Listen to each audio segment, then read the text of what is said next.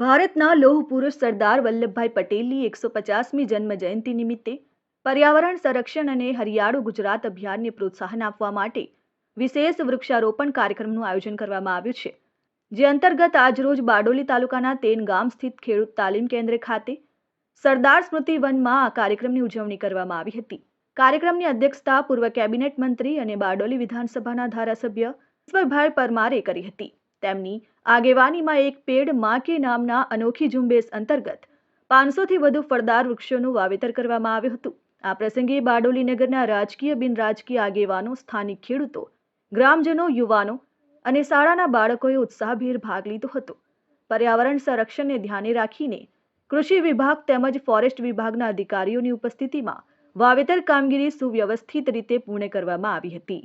અખંડ ભારતના શિલ્પી એવા સરદાર વલ્લભભાઈ પટેલની 150મી જન્મ જયંતિની ઉજવણીના ભાગરૂપે આજે બારડોલી વિધાનસભા મત વિસ્તારમાં સરદાર સ્મૃતિ વન કાર્યક્રમમાં આજે 562 જેટલા ફળાઉ વૃક્ષોનું આજે વાવેતર કરવામાં આવ્યું છે.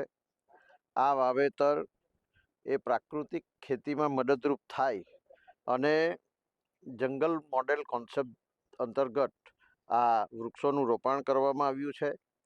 આ સરદાર સ્મૃતિ વન એને અગાઉ આપણે કવચ વન તરીકે પણ આ જ જગ્યા ઉપર વૃક્ષોનું વાવેતર થયું છે.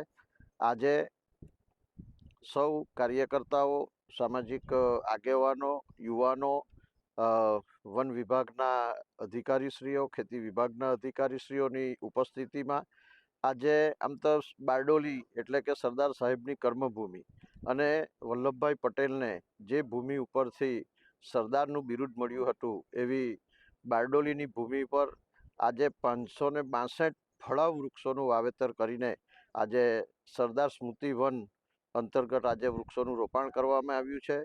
સાથે શાળાના બાળકોએ પણ ભાગ લીધો છે. અમારા પક્ષના આગેવાનો, ચૂંટાયેલા પદાધિકારીશ્રીઓ આ સૌએ આજે આ કાર્યક્રમમાં ભાગ લીધો છે. સૌને ખૂબ ખૂબ અભિનંદન.